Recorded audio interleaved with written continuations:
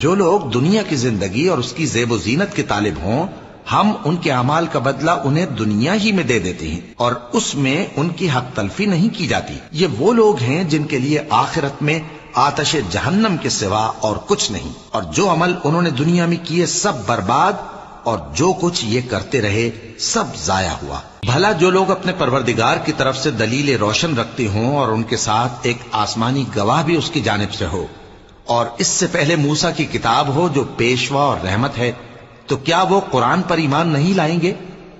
یہی لوگ تو اس پر ایمان لاتے ہیں، اور جو کوئی اور فرقوں میں سے اس سے منکر ہو تو اس کا ٹھکانہ آگ ہے۔ تو تم اس قرآن سے شک میں نہ ہونا، یہ تمہارے پروردگار کی طرف سے حق ہے، لیکن اکثر لوگ ایمان نہیں لاتے۔ اور اس سے بڑھ کر ظالم کون ہوگا جو اللہ پر جھوٹ باندھے؟ ایسے لوگ اپنے رب کے سامنے پیش کیے جائیں گے اور گواہ کہیں گے کہ یہی لوگ ہیں جنہوں نے اپنے پروردگار پر جھوٹ بولا تھا۔